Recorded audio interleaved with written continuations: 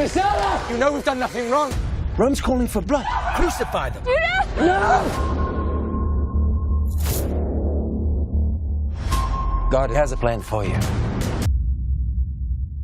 Well, first of all, thank you very much. Congratulations for the film. Oh, thank you so much. Here we go with my question. Yes. You've been on tour, you've been talking a lot of this great film. Tell me something that you hasn't told anybody about this film and your experience in Vancouver. Oh, wow, that's a good question.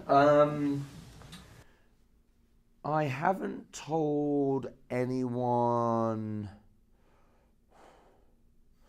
Actually, I touched upon it, but it was very much about family, this movie. And I was lucky enough to have my family with me while I was out in Rome. Getting to come home and experience that sort of love and those people around me made such a difference to me as an actor, and finding humanity within that role, because it, I think it makes you question a lot of things, but realizing how important family are. And I think probably what it did is probably just solidified my love for my family.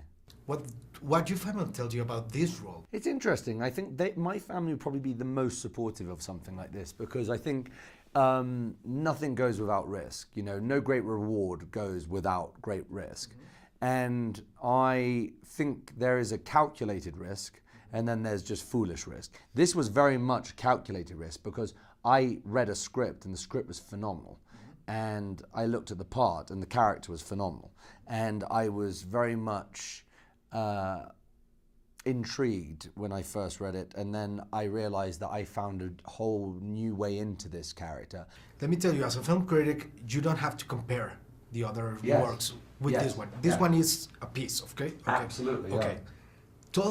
Talk me about the ending of this film. Yeah.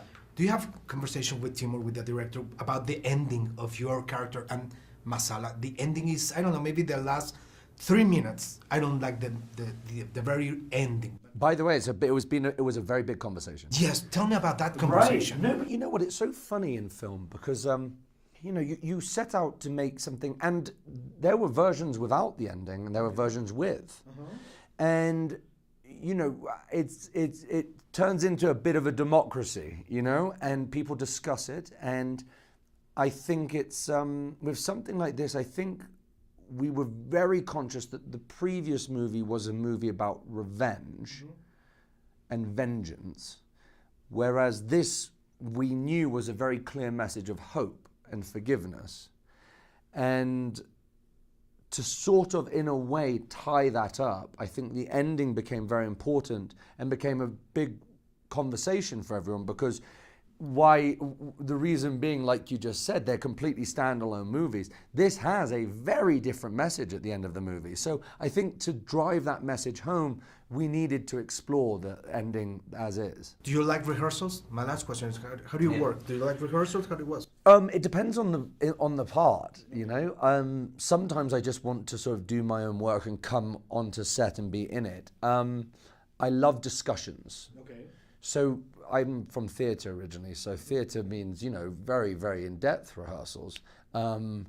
But I don't think that necessarily translates sometimes on film. So sometimes, you put so much into a character that you want to appear on set, and you almost don't want to lose the magic of when you're working with someone and having to recreate that magic. Sometimes you want to walk in and just instantly have that spark and catch it on film the first time. So it very much depends on a character. I think it's always very important to have, when I say rehearsal, the conversations, to talk about the film or whatever you're doing as a whole. Maybe not actually going through the lines and talking them out. So it's a good question, though. Thank you very much. Yeah. How long were you a slave? 5 years. What is your name? Ben Hur.